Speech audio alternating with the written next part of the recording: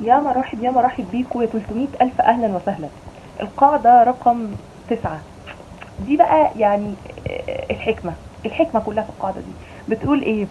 You can't change people. انت ما تقدرش، والله ما تقدر. يعني لا اله الا الله. الانبياء يعني اكتر ناس ربنا اختارهم لهدايتنا، يعني ما قدروش يغيروا الناس. سيدنا نوح ما قدرش يغير كل قومه وناس غرقت. سيدنا النبي عليه الصلاة والسلام لسه لغاية دلوقتي الناس بتحرق في المصحف، ولسه لغاية دلوقتي الناس بتكفر بوجود ربنا سبحانه وتعالى، والناس بتشكك في وجود سيدنا محمد. آه يعني لو ربنا شاء كل اللي في الأرض هيأمنوا. نفس القصة، لو ربنا عايز حاجة هتحصل. دي بقى على كل حاجة، مش فكرة بس الإيمان والكفر، على كل حاجة. آه، انت انت مش هتقدر تغير بني ادم هو مش مقتنع ان هو غلطان. مش هتقدر تخلي اللي ما بيصليش يصلي، مش هتقدر تخلي البني ادم المؤذي يبقى طيب، مش هتقدر تخلي البني ادم البخيل يبقى كريم. مش هتقدر تغير حد. يعني كلنا دورنا في الحياة النصيحة، ان انت تنصح. يا جماعة النصيحة، هو يا جماعة والله انا شايف يعني ايه اللي احنا نبطل نعمل كذا، بلاش كذا، مش عارف ايه. تنصح وتقول رأيك، لكن مش هتغير حد.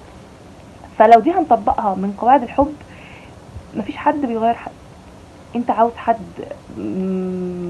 متدين بمعنى ان هو بيصلي، خده بيصلي، او تقبل فكرة ان هو ما بيصليش.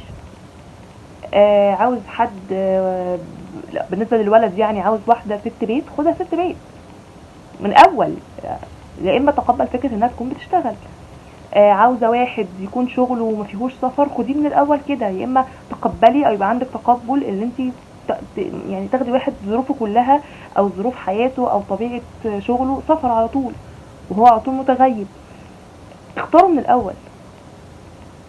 يا اما يبقى عندك خلاص انا بحب حد بقى وخلاص، وهو ده البني ادم او ايا كان بقى، في علاقه جواز او في علاقه صداقه او ايا كان، خلاص تقبله بقى. لكن فكره ان انا هاخده بس وربنا يكرمنا، ربنا يكرمنا جميعا، بس مش هتغيره، مش هتعرف. كان غيرك اشطر. فبلاش نحط نفسنا او نحمل نفسنا لود. احنا اصلا بناخد مجهود، بنفضل طول حياتنا بنحاول نغير نفسنا.